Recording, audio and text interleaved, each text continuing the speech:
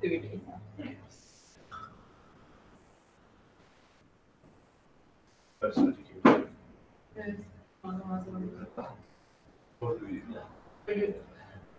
I didn't go to SMS. For the golden cities. Okay. We're all here? Today we're going to be talking about applying Bayes' rule with continuous random variables. Like I said previously on Tuesday, this makes it a little bit more challenging because we have to move beyond just arithmetic, like in the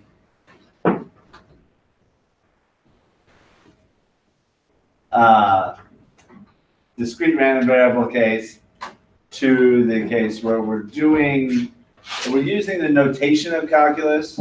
We're using calculus as sort of a framework for understanding the problem. We have to integrate over a continuous sample space.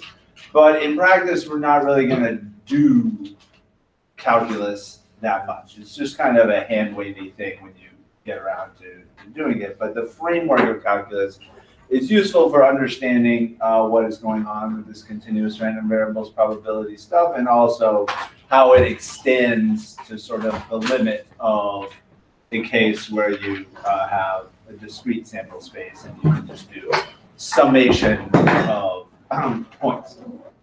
So for doing that, I have to say that I am an employee of Columbia University. Columbia seeks and is seeking, has sought many research grants to develop STAN, which we're actually going to learn a little bit about the STAN language today. So for the first time, this obligatory disclosure is arguably relevant due to the fact that I'm also manager of the LLC with a former QMSS student who are what we use STAN, try to use STAN for business purposes, and that creates the appearance of conflict of interest that you should be aware of before continuing this class.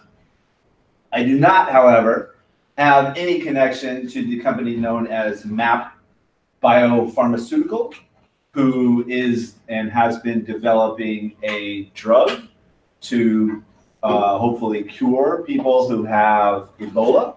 So if you remember back a few years ago, 2013, 2014, there was a particularly bad outbreak of Ebola in Africa. And some Doctors Without Borders people, other like nurses and stuff from the United States and Europe, went to Africa to try to help the people who have been infected with Ebola there. And 7 American/European medical people themselves got Ebola in the process, and they got flown back to the United States, to Atlanta. You may remember on CNN there was all these things about like plane with Ebola people coming to Atlanta, and everyone was like, no, send them to Florida. But anyway, they got to Atlanta, and they were given the opportunity to take this experimental Ebola cure drug that was developed by MAP Biopharmaceutical, and 5 of them survived, and 2 of the 7 didn't. And so we want to use Bayesian analysis to think about that situation and how we would update our beliefs and whatever. So for that, I am going to need a volunteer from the studio audience, such as Chang. Come on up. The disadvantage of me knowing.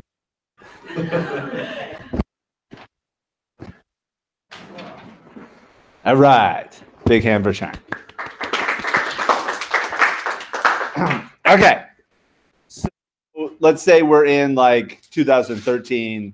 You haven't seen the Ebola on CNN yet, but you've heard somehow that there's a company called MAP Biopharmaceutical that is making a drug to treat Ebola. So what do you think is the probability that this drug would cure someone who has Ebola and they would live? 50%. 50%. And how did you arrive at that number? Because no one ever tried the medicine before, and this is like a new drug. Perhaps reasonable. Suppose I were to tell you that in clinical trials with 21 subjects who were infected with Ebola and given the drug, 21 out of 21 survived to the end of the study. Now, what would you think is the probability that the drug is effective? 75%. 75%. See how she used Bayesian updating? Getting more information, updating your beliefs. Suppose I were to tell you that of those 21 subjects who had Ebola, were given the drug, and were cured, 21 out of 21 of them were monkeys.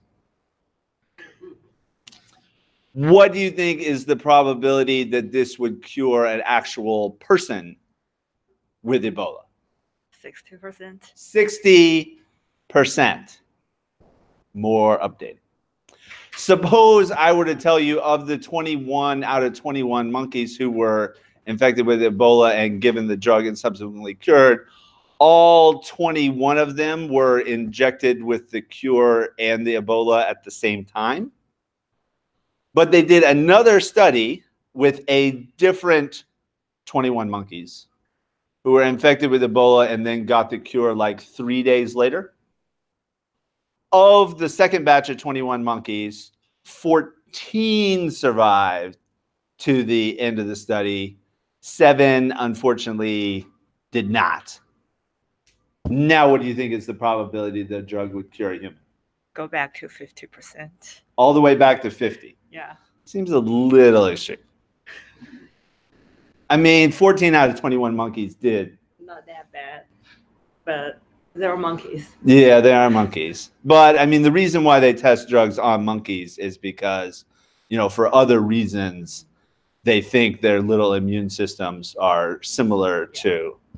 So, maybe it's between like 50 and 60. That would be reasonable. All right. See how that process works? Okay, so you think that's the most likely chance, probably between 50 and 60? Yeah. What would you say is the median of your beliefs about the cure probability for a human? So the value such that there's a 50% chance that it's lower, 50% chance that it's higher. A little bit higher. A little bit higher? Yeah. Okay. So now we have essentially a mode and a median of a prior distribution that we can use and then update our beliefs when 5 out of 7 humans were actually cured by the drug. Everybody understand how we did that process of thinking about prior beliefs, which in this case can be informed by actual studies, albeit on animals rather than people, because we don't test drugs for fatal diseases, on people until we've proven they're successful with animals. Everybody understand? Another big hand for check. All right. So how will we do something about that? The most common distribution for thinking about priors for a cure probability or something like that is the beta distribution, which has a single parameter here denoted pi. Since we're thinking of this as a probability, it lives in a parameter space, the 0 to 1 interval. The beta distribution has 2 positive shape parameters denoted A and B here. And its PDF involves the so-called beta function, which can be written as a ratio of gamma functions. Gamma functions we learned about on Tuesday. It's that integral that we used when getting the variance of a standard normal distribution. Anyway, the PDF, the probability density function of this continuous random variable pi, given the 2 shape parameters A and B, can be written as pi raised to the power a minus 1 times 1 minus pi raised to the power b minus 1, all divided by this beta function that ensures the probability density function of the beta distribution integrates to 1 over the entire parameter space, the unit interval. So don't get, there's a lot of betas going on here. So this is the PDF of the beta distribution, which involves the beta function being the integral of the so-called kernel, which is this piece, the part of the PDF that actually involves the random variable in question pi. And then we have the so-called normalizing constant, which is the part of the PDF that does not involve the random variable in question. It only involves the things that we're conditioning on. And it's chosen, it's basically determined by the constraint that a PDF has to integrate to 1 over the whole sample space. But you'll often see this, people use the proportionality symbol and just omit the normalizing constant and focus on the kernel, because that's actually sufficient to solve a problem like this. You'll also unfortunately see the beta distribution, instead of written with A and B, you'll see it written with the Greek letters alpha and beta.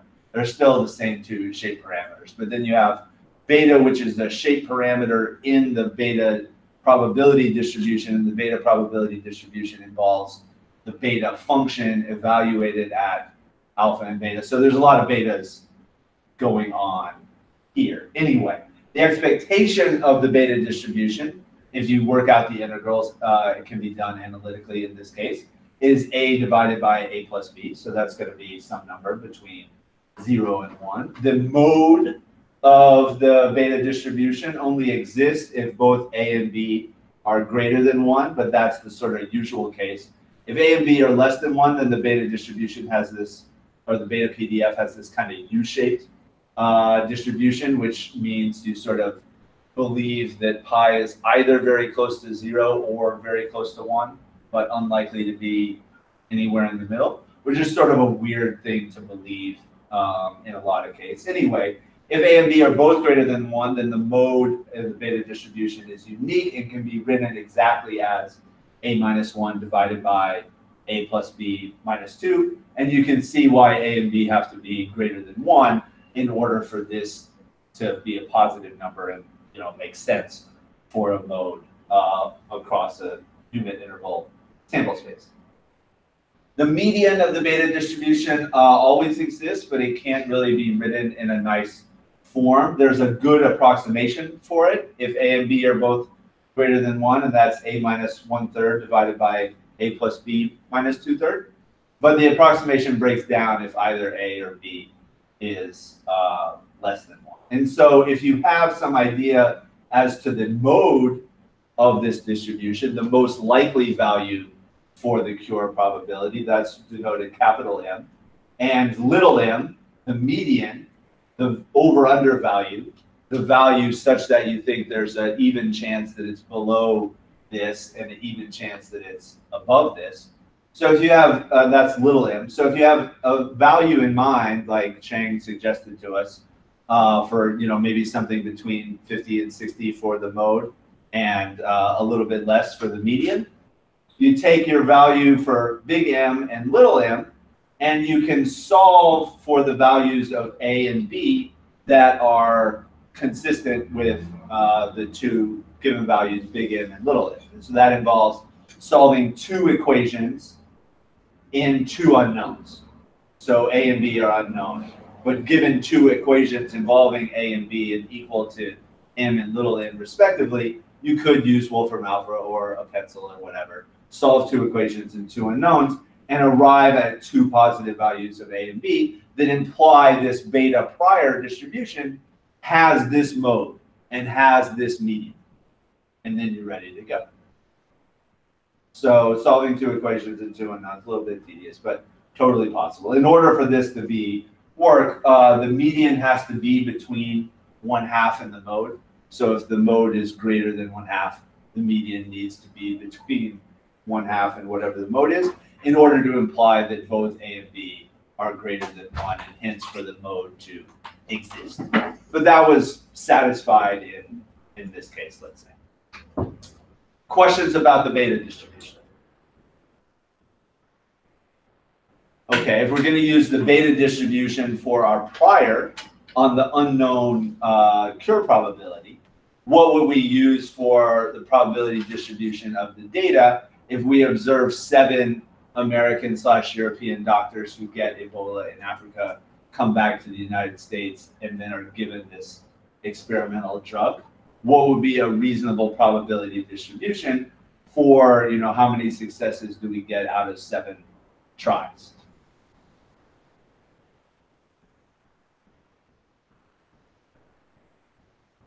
Well, we're not really sampling without replacement here. They're not like a deck of cards. Binomial, right. So these people, they didn't infect each other. They're essentially independent. Let's assume they all have the same cure probability. And so we have 7 Bernoullis that we can sum up to get a binomial random variable for the number of survivals. So we're going to use a beta distribution for the unknown cure probability pi and a binomial distribution for the number of survivals given 7 people got the drug and the conditional on the unknown success probability. Everybody see that? Okay. So how do we, if we have that prior and that likelihood, how do we go about drawing or obtaining this posterior distribution? And one thing that you might have seen from the homework, which if we have time, we'll talk about it a little bit at the end, like if you work out a solution analytically and then you check it with a simulation, it's oftentimes easier to write the simulation than it would have been to write the analytical solution. And that's going to be the case here. We ultimately can write an analytical solution, but there's actually an easier and more interpretable, I think, way that we could obtain this answer from the posterior distribution by simulating from the posterior. And to do that, we can use STAN. So this is a little bit of the STAN language. So the STAN is its own computer language, among other things, like R and Python and whatever. The STAN language, once you write something in the STAN language, it gets translated to C++ and then compiled, which is why you all needed to have installed a C++ toolchain along with RSTAN yesterday or something like that in order to follow along with this. But the STAN language is sort of meant to be read and understood by humans. It gets translated to C++, and then it's not really necessary that a human reads it, but a computer can read it, and it can compile to something that executes really quickly. So one of the things that we can do in the STAN language is define our own functions. Now you can do that in R, and you could very well do this example in R as well, but this gives us a good excuse to start to learn a little bit about the syntax and whatnot of the STAN language. So the first thing when you define a function in the, but this, by the way, is in Ebola_RNG.stan on Canvas. So the first thing when defining a function in STAN, you have to say what is the type of the output that's going to be returned by this function. It's a lot actually different from R and whatnot, where things have types, but you don't have to say in advance what the types are. Since STAN is going to be translated to C++, and C++ needs to know like how much memory to allocate for different things, you have to be more specific about what the types of everything is. And so the fact that I put vector out front here means my function called Ebola_RNG is going to return a vector as opposed to a scalar or a matrix or a few other things that could be returned. This, Michael, quick question. In R Markdown, is that, can we specify that then? Sorry, because R Markdown has STAN chunks. Yes. And we just say vector like in STAN, because it says like STAN output.var equals. Yeah, so that is something that's a little bit different. Okay. I'll show you how to do it from R on the next slide. Anyway, so we have to put this in a text file, and it needs to be in a block. So with the open brace and the closed brace at the end, saying, okay, these are functions. Okay, I have a function, it's going to return a vector. The name of the function is Ebola_RNG. if your function is going to be drawing random variables, it has to end in underscore RNG, so Stan knows that this is a function that is going to draw random variables. So the name of the function is called Ebola underscore RNG, and it takes the following arguments. One is an int named s, so int is short for integer. S is going to be the number of simulations we want to do. It's going to take a single real number, m, the mode of our beta prior. And so that is going to be a number between 0 and 1, so a real number. Also, next argument, real little m, the prior median that we want to use for the simulation. Then int, integer n, the number of people who got Ebola and the experimental Ebola drug, which is going to be 7 in this case. And int y, the integer number of people who survived. And so that's going to be less than or equal to n, but greater than or equal to 0. And so when we specify the arguments of a function in Stan, we also have to say what is the type of number, or whatever the argument is, that's being passed to this function. Now, Stan language, it's actually very simple. It only has like integers, real numbers, and then containers of integers and real numbers. So there's no strings or dates or anything like that like you can have in R. It's pretty much just real numbers and integers.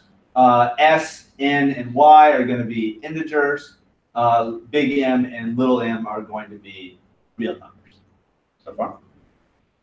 You can, since this is basically C++, you can either use the /* comment and then another /* to indicate the comment is over, or you can do double slashes to indicate a comment. The # that you would use for R is not an appropriate way to indicate comments in the Stan language. So you can use either the double slash and then everything to the right of that line is not read anymore, or you can use the /* and then write whatever comments you want, and then at the end of it put a // and then Stan knows that after that it's more syntax, not just your comments. So inside this function, we also have to say the first time that we define a symbol, whether it's a real or an int or whatever its type might be. So I start off by defining something called common. It's a real number. It's triple the difference between m and m, big M and little m. This just follows from my formulas for A and B in terms of the prior mode and the prior median. They have the same denominator there. So I'm just going to calculate that once, use it twice as I calculate the real values for A and B, the shape parameters to my beta prior that are consistent with my prior mode and prior median that I passed in as arguments to this function. Then I'm going to declare a vector of size s to store s draws from this posterior distribution. So in addition to saying this is a vector, we have to say how big it is. For the output and the inputs, we don't have to say how big things are. If it's like a vector, we just have to say it's a vector. It can just determine the size at runtime. But inside the function, we have to say this is a vector of size s, capital S, because we want to hold s draws from this posterior distribution. Then I'm going to initialize little s to 1 because I want to use it in a while loop. So as long as little s is less than or equal to big S, keep doing this thing. I can also have a reject statement. So if either A or B was less than 1, my assumptions are not being satisfied. And it would throw an exception to telling me this message rather than continuing on and computing nonsense. So that would be like stop in R or raise in Python, whatever. Okay, so really the action here is going to be inside this while loop. And I want to continue doing the lines in here until I fill up my vector of size s for the posterior draws. And here's how this is going to work. And this really only works in this one case. but it works extraordinarily well in this one case. It would be a horribly inefficient way to draw from the posterior distribution in any other circumstance, but it's very good in this case. It's also very intuitive.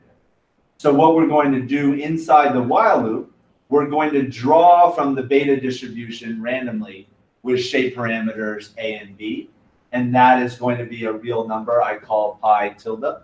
I often use tilde to indicate draws from probability distributions. That's obviously going to be a real number between 0 and 1. So I've taken one draw from my beta prior distribution with shape parameters A and B, where A and B are implied by my prior mode and prior median under the beta distribution. So I've got a realization of pi, the unknown success probability.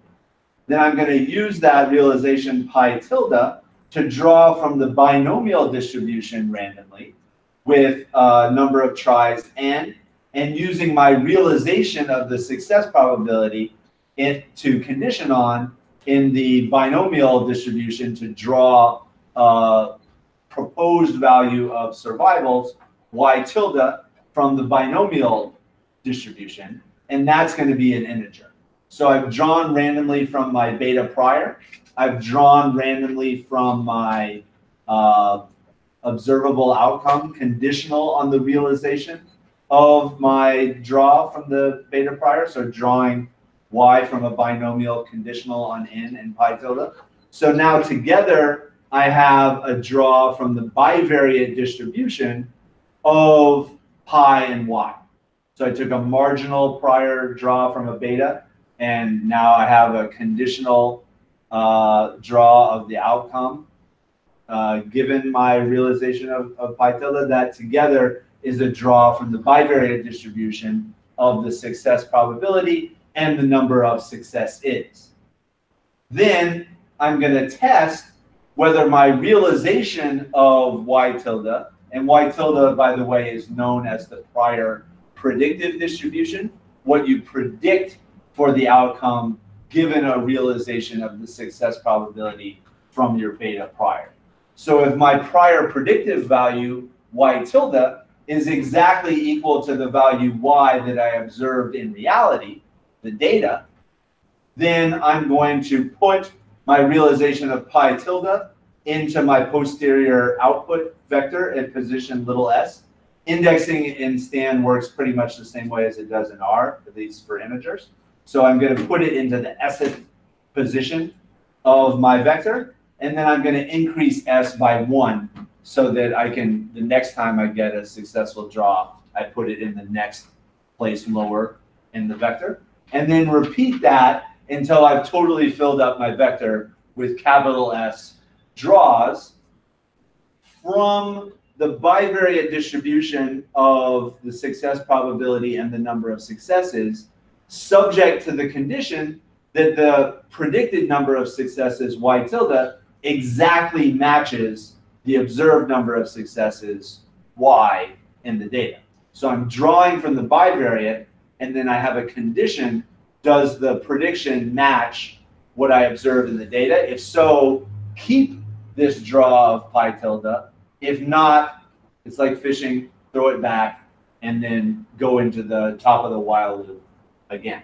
So I draw from the bivariate distribution and keep it conditionally, where the condition is the prediction matched exactly by the observed data that we see on the number of successes. And you can see why this would be a disaster if we had a continuous outcome, because they would never exactly be equal. And it'd be horribly inefficient if I was like trying to draw from a Poisson or something, and there's like an infinite number of integers it could be. It'd have very small chance of exactly matching. But it works great in this case, and it provides a lot of intuition for what this business of drawing from the posterior distribution is. You're really looking for the subset of values on your prior that are consistent with the data that you see. And that conditioning changes the distribution from the prior to the posterior. After the while loop is all done, which is to say I've completely filled up a vector of size capital S with these draws from the prior distribution that satisfy the constraint by the data, then I'm just going to return it, and it's a little bit easier for plotting and whatnot if I sort it from smallest to biggest. Any questions about what is going on in this function? Again, this function being written in the Stan language. You can do it in R or almost any language, but we need to practice thinking about how to do things in the Stan language as they get more and more complicated. Question?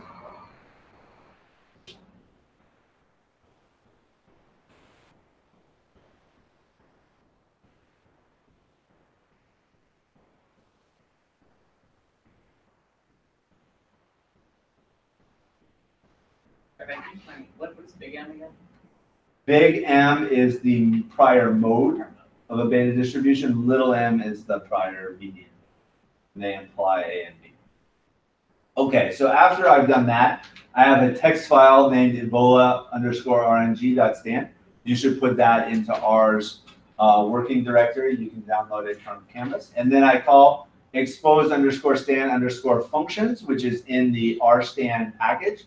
That will translate the function from the Stan language to C++ and compile it if you have a C++ toolchain installed and configured. And then I can call it like a regular R function. So, I'm going to use a prior median of 2/3 and a prior mode of 2/3 and a prior median of 0.635, which may have been a little bit more optimistic than what Chang thought, but that's okay.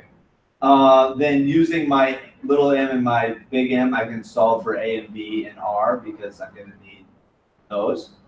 We had 7 American and European medical people who contracted Ebola and were flown back to America and given the MAP biopharmaceutical experimental drug. 5 of those people survived, so that's N and Y. I want to do 10,000 simulations, that's S. And then after calling expose Stan functions, it's going to put those Stan functions into the R's workspace so that I can call them like a regular R function, Ebola RNG, pass it S, capital M, little m, N, and Y. And I get back 10,000 draws from this posterior distribution of the success probability. Yes, Brian. What's the capital L? That just indicates that S is of storage type integer. And so the same thing for N and Y. I don't think that's actually necessary, but they do need to be integers when you pass them to Stan. Otherwise, you'll get an exception saying like, why did you give me 1.2 when it was declared to be an integer? And then if they're sorted from smallest to biggest, it's pretty easy for me to plot an estimate of the posterior CDF. So I just put my draws in order along the horizontal axis. And on the vertical axis, I just do the integers 1 to S divided by S, which is the proportion of draws that are less than or equal to whatever value on the horizontal axis. So this is an empirical CDF from my posterior draws, and that's given by the black curve here. So on the horizontal axis, we have the theta, the parameter space, unit interval. And on the vertical axis here, we have the CDF, which is also the unit interval, although in general, you can have CDFs with different parameter spaces. They're all going to map to the 0-1 interval. Anyway, I have an estimate of my posterior CDF given by the black line. And I can add to it a line for my prior CDF using the p beta function in R. Again, remember the functions that start with p tend to be CDFs, and then they have some suffix indicating what distribution you're talking about. So the beta distribution in R is going to take parameters A and B. So that's why I had to solve for A and B in R as well. And then I'm going to plot, the same curve, put it in red, and we see the prior CDF is the red line here. And so compared to the red line, conditioning on 5 survivals out of 7 doctors and nurses who were infected with Ebola and given the drug has shifted the CDF over to the right. So smaller values are now less likely. Smaller values for the success probability, the cure probability, are less probable under the posterior than they were under the prior, having observed 5 out of 7 people who were cured after getting this drug. The posterior CDF also gets more steep for higher values, and that indicates we have more precision, less uncertainty in our posterior than we did in our prior, and that also makes sense because we've seen a little bit of data. Questions about that? So create a function in the Stan language, expose it to R, call it with the appropriate arguments. If that function draws from a posterior distribution, then you have draws from your posterior distribution. And you can compare that to your prior distribution to see how your beliefs got updated as a result of conditioning on new data, this time involving people. Yes? What is the M and why is A and B here that way? Yes. Okay. Perhaps went through that too quickly. Capital M is your prior mode. Lowercase m is your prior median. And then given the prior mode and the prior median, you can solve for A and B, which are the two shape parameters to the beta distribution. But those A and B are a little bit harder to interpret.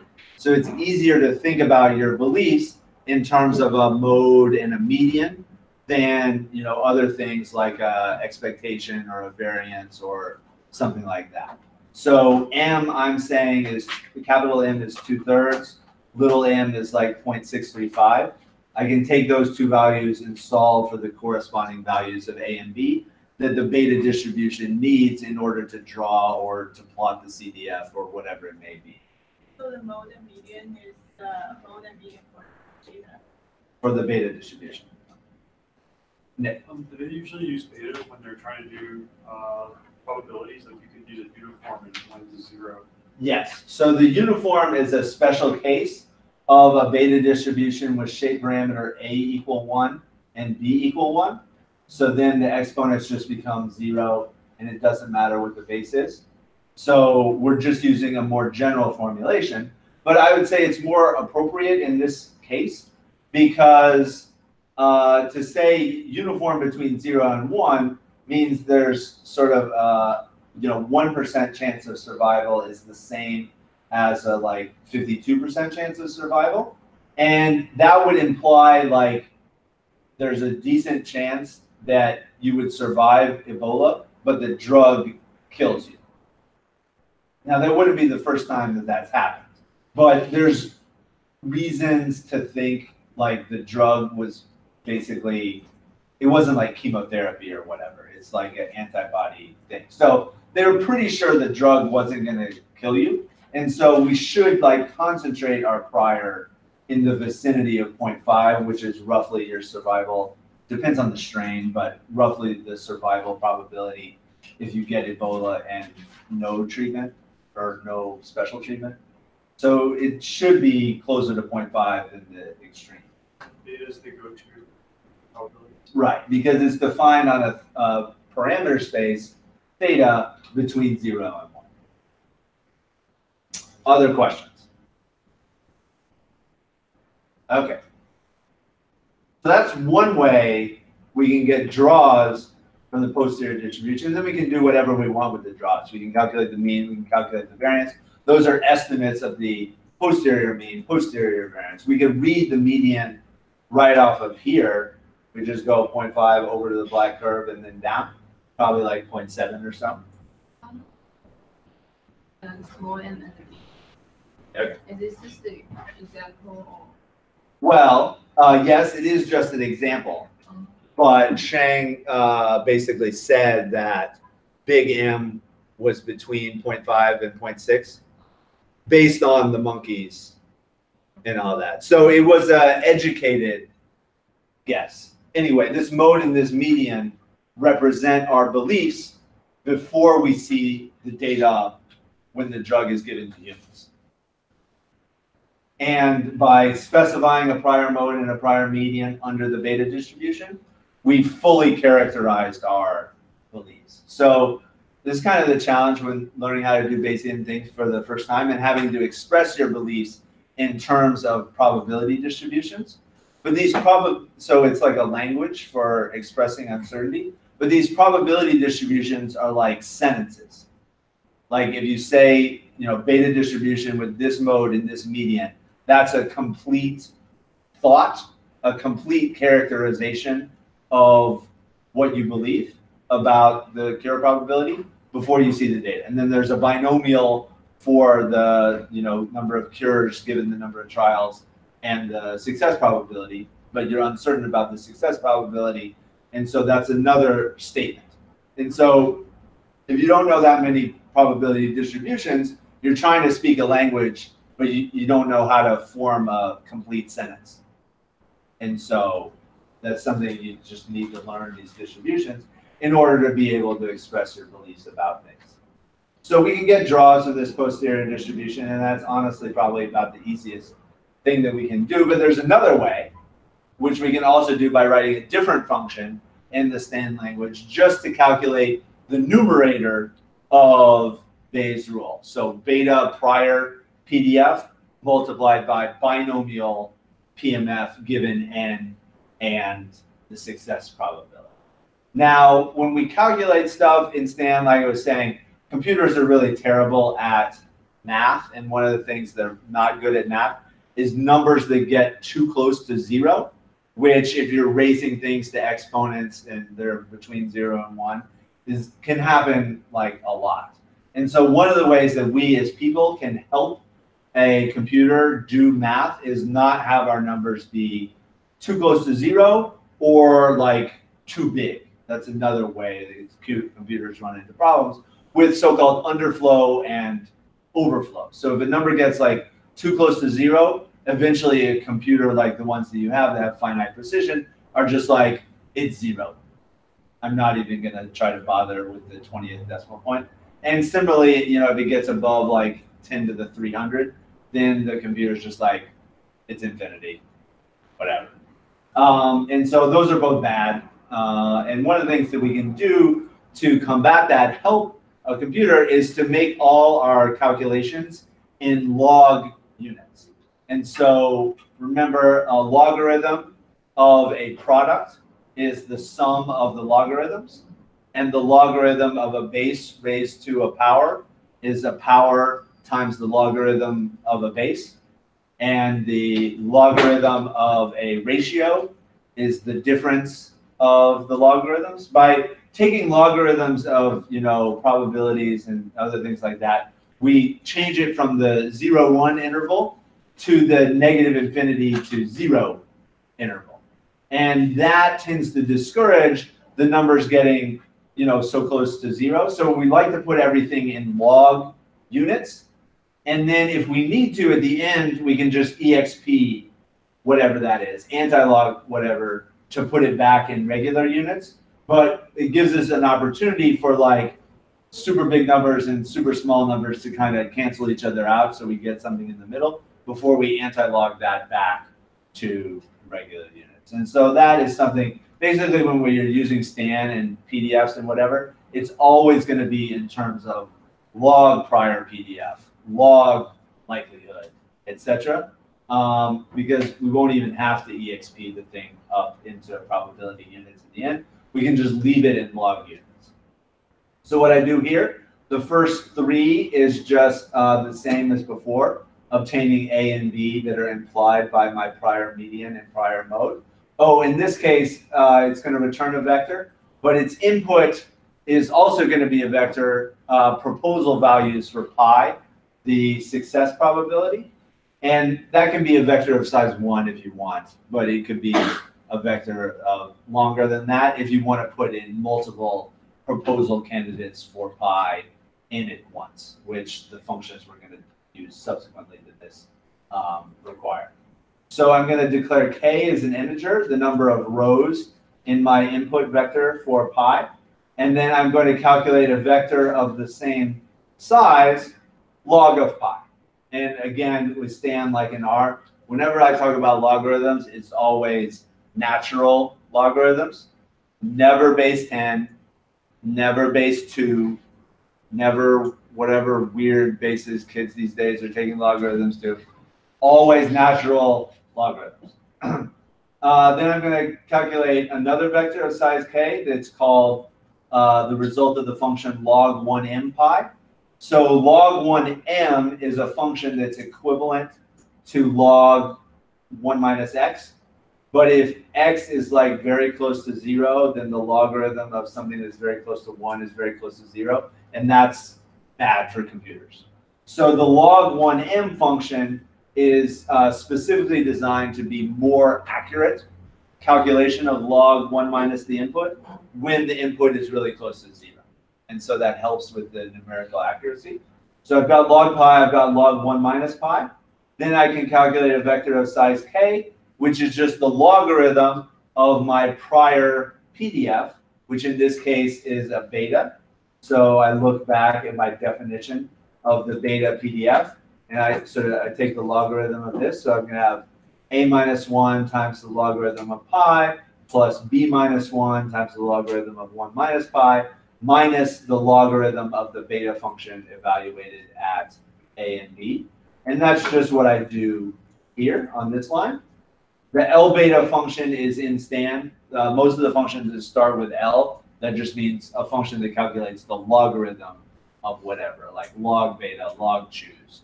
A lot of times these functions, they're easier to calculate in log units than they are in their original units, in addition to being more numerically accurate. And so when you have these specialized functions to compute the logarithm of some weird thing, use them. So we have a log prior for the beta, and we have a log likelihood for the binomial given the success probability. So that's if we take the logarithm of the binomial PMF, that's the number of successes times the logarithm of the success probability, plus the number of failures times the logarithm of the failure probability. And then there's a logarithm of n choose y added on, etc. So we now have the two pieces to the numerator of Bayes' rule in log units. And if I want to, which I do in this case, I can anti-log the sum of those two pieces, and that's going to be equal to the e to the log prior times e to the log likelihood. So the e's and the logs cancel each other out, and we're left with something equivalent to prior PDF multiplied by PMF for the data given pi. So we're just really calculating the numerator of Bayes' rule, but we do it indirectly with log units, and then we anti-log at the end in order to get this numerator. Now, once we do that,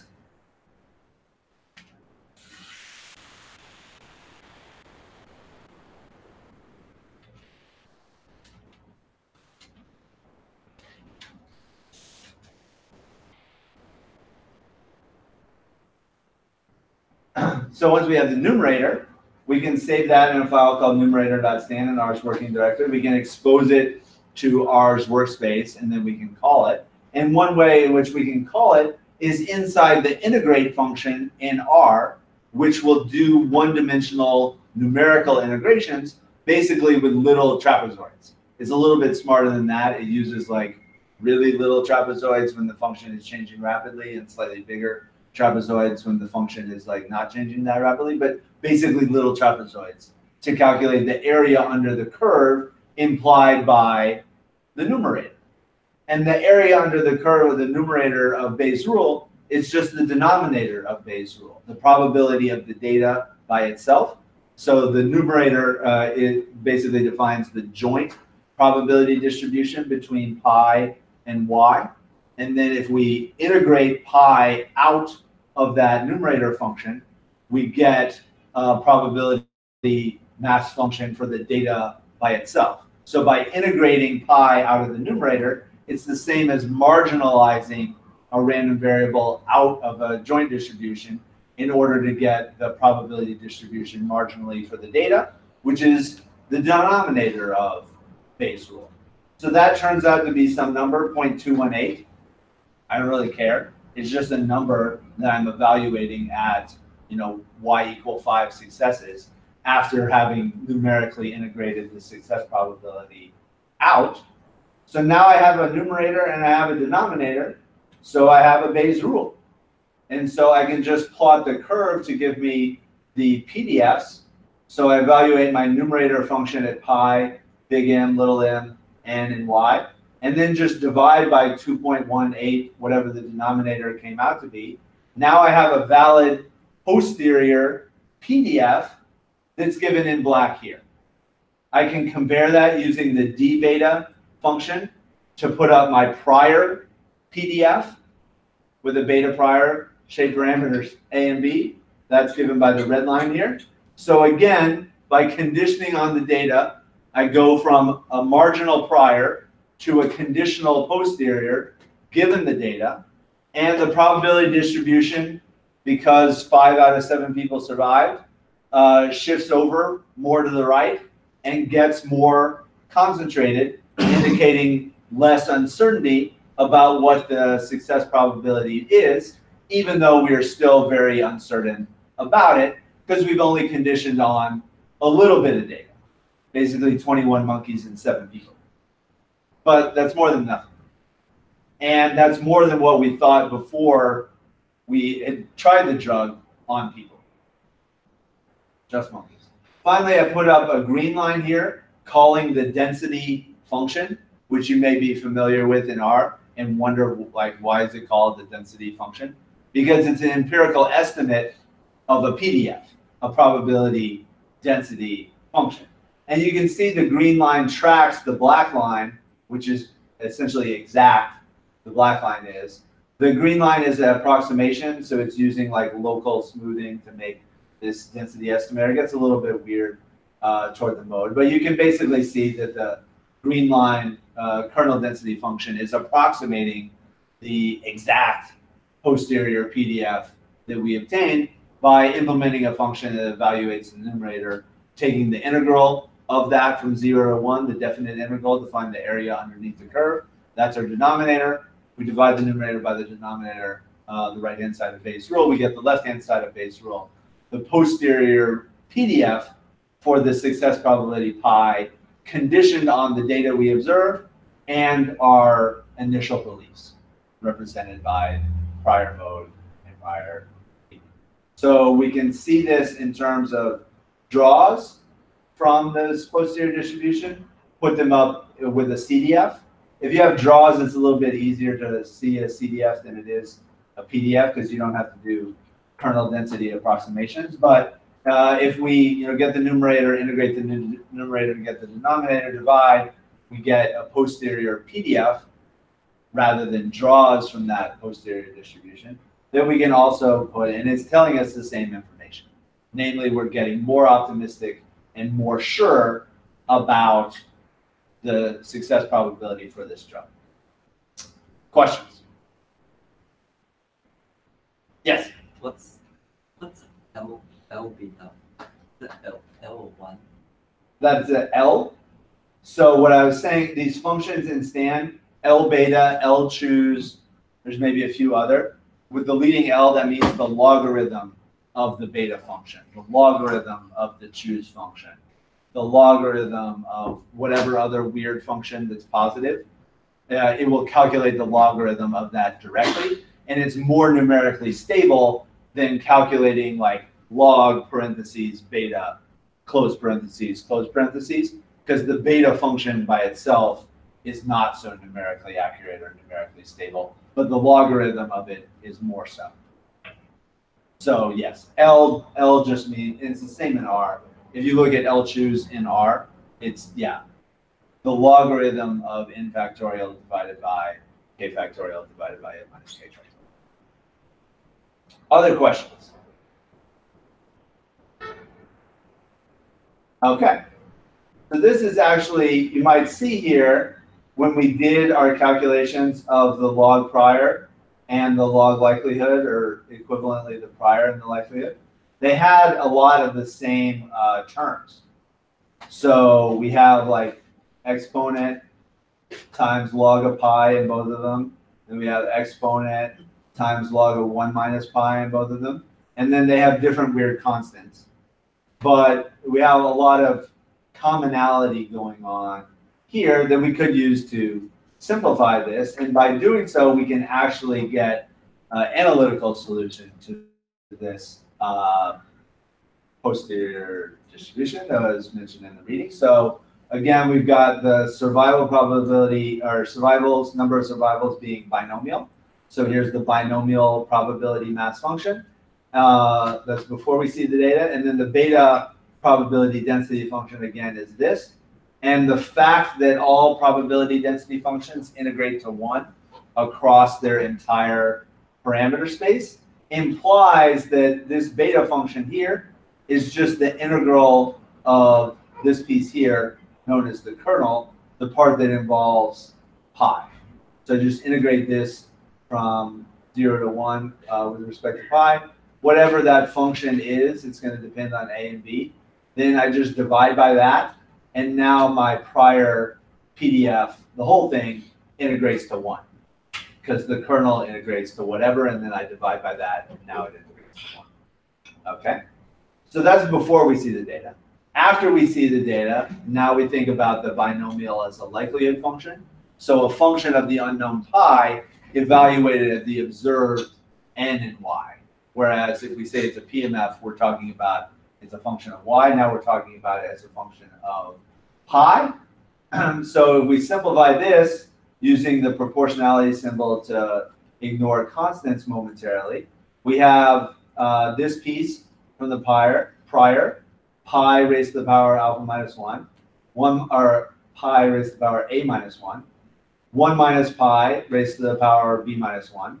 And then from the binomial, we have pi raised to the power of y, and 1 minus pi raised to the power n minus y. So we can combine terms here. Pi raised to the power a plus y minus 1, 1 minus pi raised to the power b plus n minus y minus 1. And if I just make some substitutions, a star and b star, where a star is a plus y and b star is b plus n minus y, I get this expression over here that's missing its constants. But if I look at that, that's the same as the kernel of the beta distribution. And I know what the kernel of the beta distribution integrates to. It integrates to the beta function. And so now all I have to do is evaluate the beta function at a star and b star, divide by that, and now I have a posterior PDF that integrates to 1, and it's valid. And so in this particular case, beta prior, binomial function for the data conditional on pi, we say that the beta distribution and the binomial distribution are naturally conjugate, because when we condition on y successes, the posterior distribution is still in the beta distribution family, but the parameters have changed from a and b to a star and b star, where a star is a plus y and b star is b plus n minus y. And so by conditioning on the data, posterior distribution is in the same family as the prior, but with updated shape parameters. Now that's not always going to be the case. Not all priors, indeed most priors, are not naturally conjugate with particular likelihood functions, but the beta and the binomial are. And so in this case, we can get a more or less analytical solution to find the posterior PDF here. It's just with, we have to numerically approximate this integral, but we have a beta function that does that arbitrarily well in Stan and R and a bunch of other languages. So we can just use that as necessary. But basically what we've shown is in this case, our posterior distribution is also beta. It's just a different beta. It has different shape than the beta that we started with parameters A and B. And we can check all that if we want to. So here's my plot of the empirical CDF of the draws. And then I got my prior CDF as well. And then for my green line, I used P beta, evaluated A plus Y and B plus N minus Y for its shape parameters to get the green line. And you can see the green line is exactly on top of the black line. You can't even tell the difference between them. So the draws that I got from the first thing, where we drew from the beta prior, drew from the distribution of the data conditional on the realization, and checked whether it was exactly equal to the observed data, that yielded draws from a distribution that has exactly the beta PDF at parameters A star and B star. So those were totally equivalent ways to get a handle on the posterior distribution. But even though they're equivalent, they have a little bit different insights and intuition and degree of, how much of this is math versus how much of this is code sort of thing. We can also check our calculations in terms of the PDF. So we can calculate the posterior mean or expectation exactly using the formula A star divided by A star plus B star, and it comes out to 2/3. So our posterior expectation for the success probability is 2/3. And we can see if we just take the mean of the 10,000 draws that we obtained the first way, it's like 0.6666. It's right to 3 decimal places. We only did 10,000 draws, so it's not perfect, but it's totally perfect enough compared to the analytical solution. If we couldn't obtain the analytical solution, and like starting next week, we can never obtain the analytical solution. We can only obtain draws. But the draws are actually more convenient to work with than an analytical PDF in most cases. Also, we can plot the posterior PDF by just taking our numerator function and then dividing it by 0.219, whatever the integral of that came out to be, the denominator. That's the black curve there. And then we can use the d beta function to overplot the beta PDF evaluated at A star and B star. That's the green line. Again, they're totally, you can't even see the difference between them. And so these 3 different ways of getting a handle on the posterior distribution, either with draws, numerical integration of the numerator to get the denominator, or we do analytical simplifications, all implying the same posterior distribution that we're working with after having seen 7 people get the drug and 5 of them survive. And this is, he wasn't using computers, but this is what Thomas Bayes worked out before he died. He really only did this one example with a beta prior and a binomial likelihood. It wasn't until Laplace really derived it in more generality and had sort of the whole framework of the Bayesian approach. But this is the simplest non-trivial case where you can work out a posterior distribution that's implied by your prior beliefs and the data. So what are the properties? The first approach that we did with drawing from the prior and then drawing from the predicted distribution of the data given our realization of the prior, that yields draws, and it illustrates a key point, which is true generally for Bayesian analysis, that the posterior PDF, posterior distribution, it's the function that's closest to the prior distribution, but satisfies constraints implied by the data. So you can always think about the relationship between the posterior and the prior in those terms. It's actually, it's a very coherent, but it's also a very conservative updating rule. So the posterior reflects our updated beliefs relative to our prior beliefs that we had initially. But our posterior beliefs are the closest we can get to the prior and satisfy constraints implied by the new data that we observed. So we don't update our beliefs any more than what is necessitated by the data we observe. Also, in a one-dimensional case, the posterior expectation is going to be between the prior expectation and the sample mean, sample proportion. So in our case, our prior, A divided by A plus B, had a prior mean of 0.62328, whatever. The posterior mean at A star divided by A star plus B star is 2/3. And the sample mean, Y over N, or the sample proportion, is 0.71. So in one dimension, your posterior mean is going to be between the prior mean and the data mean. That doesn't totally hold for a greater than one dimension when there's more than one parameter, because now you're talking about a more than one dimensional parameter space, and what it means to be like between is not a totally well-defined thing. So it's not like between on all dimensions necessarily, but in one dimension, this relationship between prior mean, posterior mean, and sample mean is going to hold, which again indicates your posterior beliefs are sort of this fusion of your prior beliefs and the data. You can see from the expression for the posterior mean, if n goes to infinity with a and b fixed, y being, you know, a function of n, number of cures, a function of number of trials, the posterior mean is going to approach y over n, which is just the sample proportion or the frequentist approach. So if you really did have an infinite amount of data, it kind of doesn't matter what you use for your prior a and b, it's going to converge to the asymptotic proportion anyway. And that's good because it doesn't matter if your data points arrive like one at a time, all at once, in 2 batches, whatever.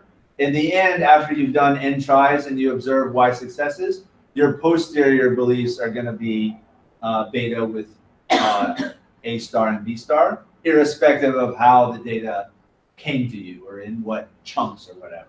And that sort of implies that when doing this, you can use your posterior PDF after you get like one batch of data as your prior PDF when you get a second batch of data. And if you do it in 2 steps, that you get the same second posterior PDF that you would have gotten if you sort of started with your initial beliefs and you get both batches of data at once. So if you're in a situation where data is like streaming to you over time and you want to update your beliefs as you go along, the Bayesian framework is basically the right one for a situation like that, where you turn yesterday's posterior into tomorrow's prior, and then condition on whatever data you get tomorrow to update your beliefs. Questions about that? Okay, so last 7 minutes or whatever, I want to talk a little bit about the homework.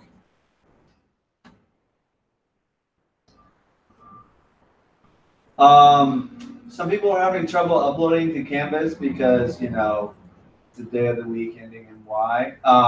If that happened to you, just email your RMD file and your HTML file or PDF file to me and the TAs, and we'll grade it. It's fine. We won't count it as late or anything like that. So just skipping ahead, I think everybody kind of pretty much figured out the bowling problem, but make this a little smaller. Yeah. So, you know, basically when you want to consider the conditional expectation of an open frame, you can have, you know, a deal like this representing the interior cells, the bivariate probabilities. And you know, if it's an open frame, it has to be one of the cells that's in black here, because the strike and all of the spares, you know, didn't happen because it's an open frame. So you can weight everything just looping over the ones in black, but the ones in black, they don't sum to 1 because you've left out the blues. And so in order to make those into conditional probabilities, given that it's an open frame, you need to divide by what their sum is, which is, you know, 1 minus the probability of a strike minus the probability of a spare, or however you want to calculate that. If you divide by that, now, you know, the black divided by the sum of the black is going to sum to 1 again. And you have valid conditional probabilities that you can weight the different scores and whatnot to get the conditional expectation of an open frame. And then, you know, as you go down a little bit farther, if you want to get the expectation for the whole 10th frame, then, okay, we already have this piece, the expectation of the 10th frame, given that it's an open frame. And so you don't get an extra roll in that case. And we know the probability of an open frame, some of the blacks there. This piece in the middle is the probability of a spare multiplied by the expectation, conditional expectation, given that it's a spare. And so if you know the 10th frame is a spare, they got 10 on the first 2 rolls, but they didn't get a strike. And then they get 1 extra roll with 10 pins up. So that conditional expectation is going to be 10 for the spare plus the expectation of 1 roll with 10 pins up. So that's the conditional expectation here. You weight that by the probability of a spare, which is all the ones in the blue except for the one in the bottom left, which is the strike. And then the third piece you have to consider is the expectation of the 10th frame, given that the first roll is a strike, and weight by the probability of a strike. But that one is a little bit more complicated because the second roll, which is the first extra roll, that could be a strike or not a strike.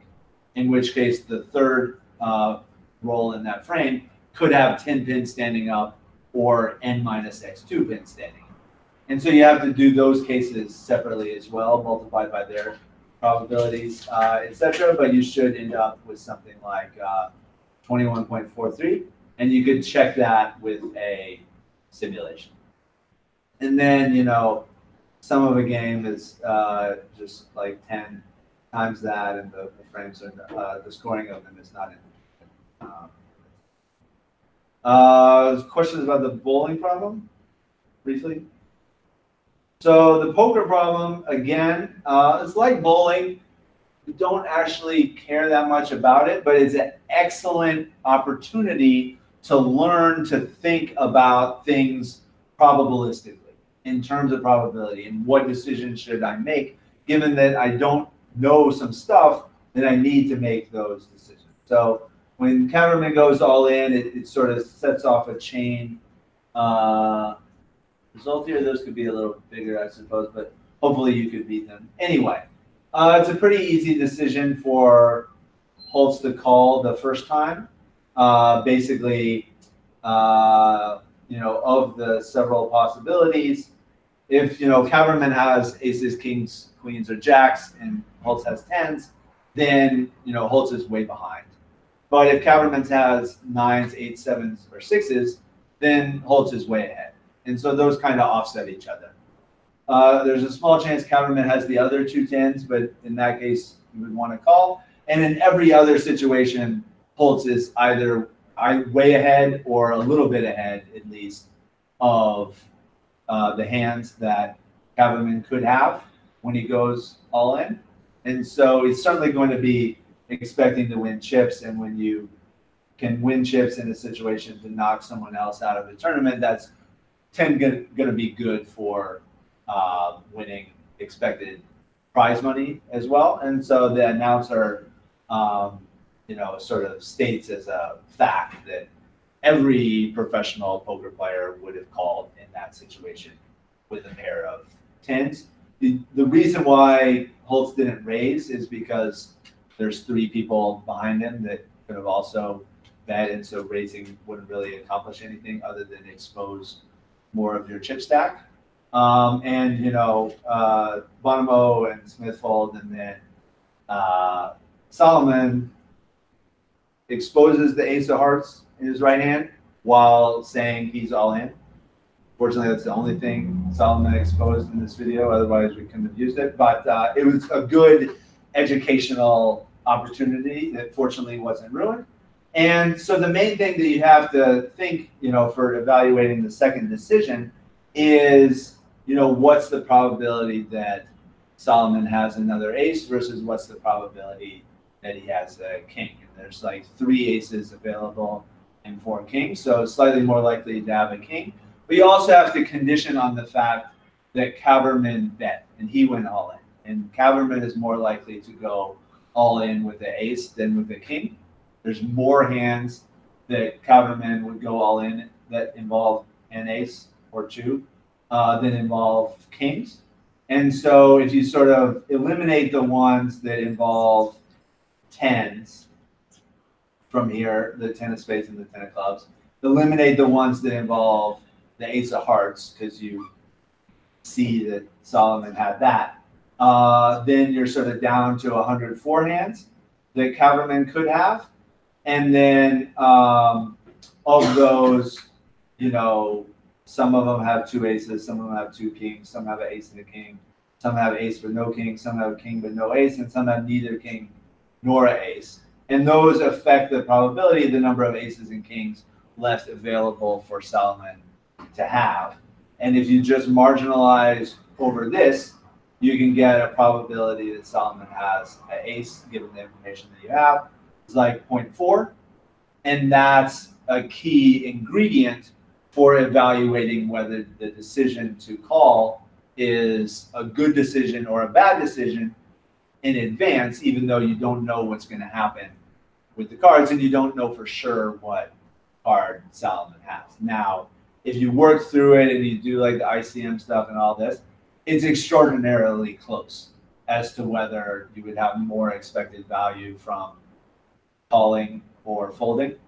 And it's sort of, you have, in order to really conclusively answer that question, you have to make some more additional assumptions beyond what's just here, and it gets more into like poker strategy or whatever. But based on what you calculated, you can make an argument one way or another. But fundamentally, and that's why it took him so long to decide, and why the announcer said, he probably has to fold, and then like 5 seconds later he calls. It was a very, very close decision because the expected value in terms of prize money for folding and calling was almost the same.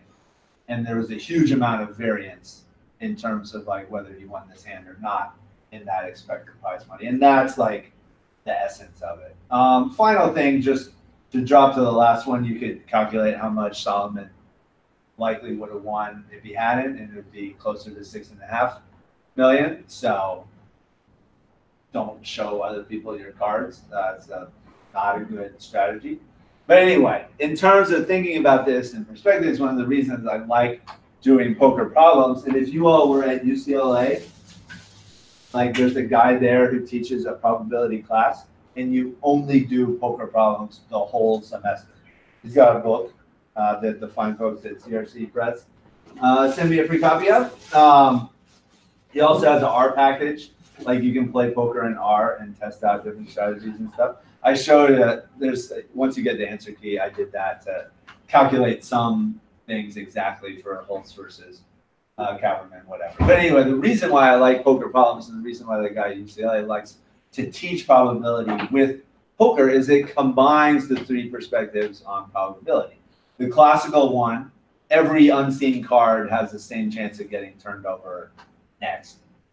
The frequentist one, because there actually is repeated randomization by shuffling the cards, and you play hands, over and over again, each time shuffling the deck and then dealing to give you some randomization. And that's the essence of the frequentist perspective on probability. What's the proportion of times something happens in the limit is the number of infinite random trials goes to infinity. So if you wanted to answer a question like, what's the probability the small blind wins a hand in Texas Hold'em? That's like not a totally obvious, it's not obvious at all, like what that probability is. It's going to be on the small side because if you're small blind, you have to go first, and that puts you at a disadvantage in terms of the other players and whatever. But it sometimes happens. So some proportion of the time, the small blind wins. And you could use a frequentist analysis to understand that proportion of times the small blind wins in an infinite or approximately infinite number of random shufflings and dealings of poker hands. Now, it's not perfect because in poker, not everything remains the same. The stack sizes change, and who gets to be the dealer rotates around, and all sorts of things like this. So not everything is being held constant except for the randomization. But that's honestly a way closer to the assumptions of frequentist inference than anything that you can get in the social sciences or marketing or whatever, where in almost nothing would you be able to think of a situation in which something is happening, over and over and over again, and being, something being randomized each time, and we can evaluate the probability distribution induced by that randomization. So we got the classical, we got the frequentist, sort of, kind of, and there's also a sense that, like, in the long run, good poker players will do better than bad poker players. In the long run means over thousands or hundreds of thousands of deals, you know, as something actually gets kind of close to infinity. But the most important part of thinking about poker from a probabilistic perspective, and the most interesting one, is the Bayesian. Every time you see cards, every time, you know, cards get turned over, every time there's another bet, you have an opportunity to update your information as to what the other people have. And you need the conditional probability distribution for what you don't know, given what you do know, in order to make choices that maximize your expected value. And so within one hand, it's like fundamentally a Bayesian exercise. It's just you have to like calculate stuff in your head, and some people are better at doing that than others. And you get like other information from people's tells and stuff like that. But it's fundamentally Bayesian updating, Bayesian decision theory for making your strategy. And that's really like the essence of poker, and why poker makes a better homework problem than like blackjack would, because there's no like competing other people with their bets and stuff like that. So I'll put the answer key up on Canvas. You can look through the other ones. But you know, a lot of people had some difficulty with it, but it's sort of harder at the beginning. But it's a good way to sort of force you to think about stuff in terms of probability. And if there's one thing that you can take away from like poker or whatever, is that you need to think about quantitative approaches to social science the way poker players think about poker. There's all kinds of stuff that you don't know, but you can get a probability distribution over them conditional on the data that you have, and use that to make the best decisions and conclusions in terms of expected values. So we'll pick it up on Tuesday.